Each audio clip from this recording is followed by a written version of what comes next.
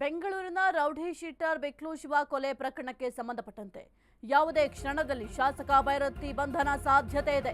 ಬೆಂಗಳೂರಿನ rowdy sheeter ಬೆಕ್ಲು Shiva ಕೊಲೆ ಪ್ರಕರಣಕ್ಕೆ ಸಂಬಂಧಪಟ್ಟಂತೆ ಯಾವುದೇ ಕ್ಷಣದಲ್ಲಿ ಬೇಕಾದರೂ ಶಾಸಕ ಭೈರತಿ ಅವರನ್ನ ಬಂಧನ ಮಾಡುವ ಸಾಧ್ಯತೆ ಇದೆ. ನಿರೀಕ್ಷಣಾ ಜಾಮೀನು ನಿರಾಕರಣೆಯ ಬೆನ್ನಲ್ಲೇ ಸಂಕಷ್ಟ ಎದುರಾಗಿದೆ. ಕಳೆದ 6 ದಿನಗಳಿಂದ ಭೈರತಿ ಅವರು ತಲೆಮರೆಸಿಕೊಂಡಿದ್ದಾರೆ. ನಿನ್ನೆ ಕೋರ್ಟ್ನಲ್ಲಿ ನಿರೀಕ್ಷಣಾ ಜಾಮೀನು ನಿರಾಕರಣೆ ಆಗಿದೆ. ಶಾಸಕ ಭೈರತಿ ಪತ್ತೆಗೆ ಸಿಐಡಿ ಅಧಿಕಾರಿಗಳ ಕಾರ್ಯಾಚರಣೆ. ಬೇರೆ ರಾಜ್ಯಕ್ಕೆ ಪರಾರಿಯ ಹಿನ್ನೆಲೆ ಲುಕೌಟ್ ನೋಟಿಸ್ ಜಾರಿ.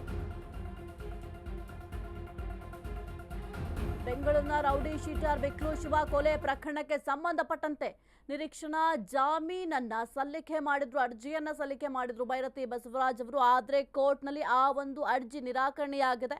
ಏಕೆಂತಂದ್ರೆ ಸಾಕ್ಷ್ಯಗಳನ್ನ ನಾಶ ಮಾಡೋದಾಗಿರಬಹುದು. ಒಂದು ವೇಳೆ ಒಂದು ನಿರೀಕ್ಷಣಾ ಜಾಮೀನನ್ನು ನೀಡಿದಂತಹ ಸಂದರ್ಭದಲ್ಲಿ ಏನಾದರೂ ಒಂದು ಎನ್ಕ್ವೈರಿಗೆ ಸಮಸ್ಯೆ ಆಗುತ್ತೆ ಎನ್ನುವ ನಿಟ್ಟಿನಲ್ಲಿ ಒಂದು ನಿರೀಕ್ಷಣಾ ಜಾಮೀನು ಅರ್ಜಿಯನ್ನ ಸದ್ಯಕ್ಕೆ ನಿರಾಕರಣೆ ಮಾಡಿದ್ದಾರೆ ಕೋರ್ಟ್ನಲ್ಲಿ. ಹಾಗಾಗಿ ಹುಡುಕಾಟವನ್ನು ತೀವ್ರಗೊಳಿಸಿದ್ದಾರೆ ಅಧಿಕಾರಿಗಳು.